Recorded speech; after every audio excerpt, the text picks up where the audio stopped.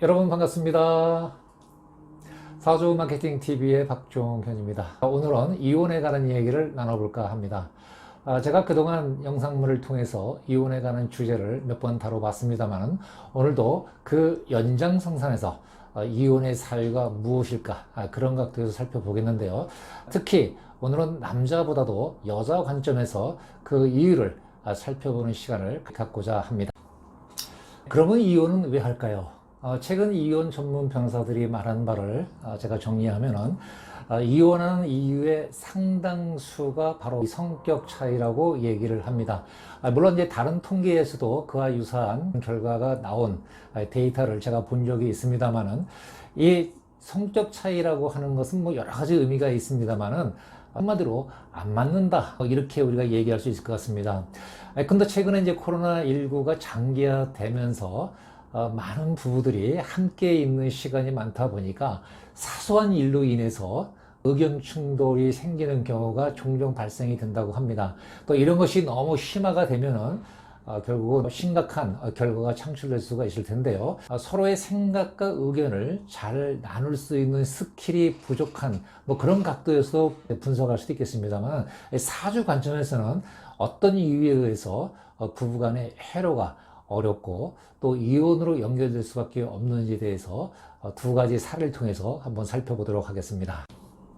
여러분도 잘 아시는 바와 같이 요즘은 이혼이라고 하는 이 주제가 폐쇄적이보다도 개방적으로 서로 토킹 어바웃 되는 경우가 많이 있는 것 같습니다. 그 대표적인 것이 여러분도 잘 아시는 바와 같이 이영하 손은수 커플이 나오는 우리 이혼했어요 라는 그런 프로그램일 수가 있을 것 같고요. 그리고 두 번째는 바로 지난 주말이죠. TV조선에서 결혼 작사, 이혼 작곡이라고 하는 주말 드라마가 새로 시작이 되는데요. 제가 이제 우연찮게 이 방송을 봤습니다만, 시청률에 굉장한 센세이션이 불러일으키지 않을까, 이렇게 예상을 좀 해보기도 합니다. 그리고 세 번째는 바로 그저께, 일요일이죠. 그 모 방송에서 유명 연예인, 팝 아티스트로 알려져 있는 이분에 대한 결혼과 그 이혼의 과정에 관한 얘기가 적나라하게 노출됐는데요. 그래서 오늘은 두 가지 사례에 대해서 간략히 살펴보는 시간을 갖고자. 네, 첫 번째 사례는 바로 이 묘월에 태어난 임술일주가 되겠습니다. 자, 이 사주에 이제 몇 가지 특성이 있는데요. 첫째는 이제 임술일주인데요. 임술일주는 우리가 개강살이라고 얘기하기도 합니다. 성정이 이제 매우 강직하고 자기 주장도 강해서 타인의 간섭 통제를 받기 싫어하는 그런 성향이 있고요. 그리고 부부간의 인연이 좀 매우 박한 그런 일주로 알려져 있습니다. 자, 두 번째 특징은 바로 이 사주가 이제 상관 성향이 좀 강하다는 건데요. 상관 성향이라 연예인들에게 반드시 필요한 그런 이제 오행이 되겠는데 이것은 자기 표현 역량이 될 수 있다고 보겠는데요. 아무래도 연예인은 이제 말과 행동으로 표현하는 역량이 뛰어나야만이 자신의 가치를 좀 발휘할 수 있다 이렇게 볼 수가 있을 것 같습니다. 자, 그리고 바로 일지에 이제 술토가 있는데요. 원래 이 남자라고 하는 것은 이제 양이기 때문에 지지보다는 천간에 있는 것이 훨씬 더 유리할 수 있습니다만은 월지에 있는 묘목과 일지의 술토가 서로 묘술합, 합의 관계가 이제 형성이 되는데요. 그러다 보니까 관성 술토가 묶이다 보니까 남자로서의 역할이 제대로 안 되는 그런 관점에서 이 사주의 특성을 볼 수가 있겠습니다. 그래서 결국은 이 사주는 남자와의 어떤 해로가 어려운 그런 사주 형국이다 말씀드릴 수 있을 것 같습니다. 두 번째 사례가 되겠습니다. 묘월에 태어난 정축일주인데요. 정축일주는 일명 우리가 백호대살이라고 얘기하기도 합니다.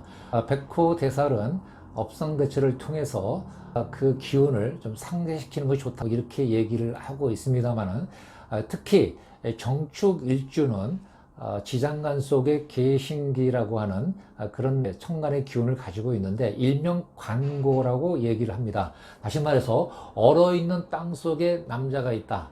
이 말은 지지에 있는 것도 그렇게 베스트라고 볼 수가 없는데 지장간 속에 있는 그 관성이 얼어있는 땅 속에 있어 보니까 결국 남자로서의 역할이 제한적일 수 없다 이렇게 볼 수 있을 것 같고요.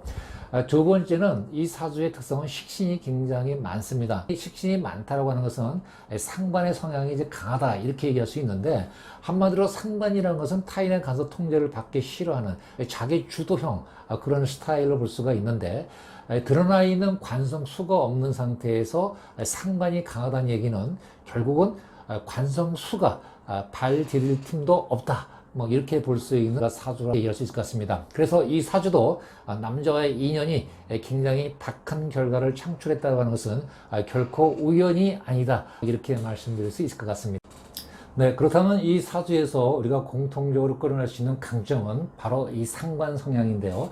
상관이라고 하는 것은 자기 자신의 표현 역량을 얘기를 했습니다. 이 표현 역량이라고 하는 상관의 기운을 어떻게 잘 살려나갈 것인가. 그런 각도에서는 이 사주는 연예인 사주이기 때문에 지금도 잘 살려나가고 있다, 뭐 이렇게 말씀드릴 수 있을 것 같고요. 두 번째는 남자와의 인연이 매우 약하다고 하는 것이 이 사주의 약점이라고 볼 수 있겠습니다.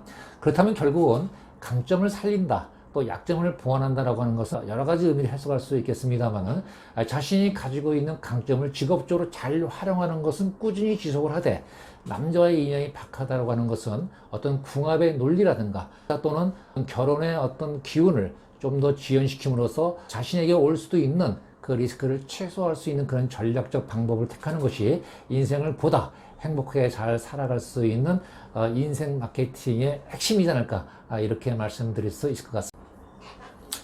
네, 이상으로 두 가지 사례를 통해서 이 사주의 공통분모를 찾아냈고, 그 공통분모 중 강점과 약점이 무엇인가를 통해서 어떻게 직업적 가치를 잘 활용해 나갈 것인가에 대해서 살펴보았습니다. 제 영상에 조금이라도 도움이 있다면 좋아요, 구독은 저에게 큰 힘이 되겠습니다.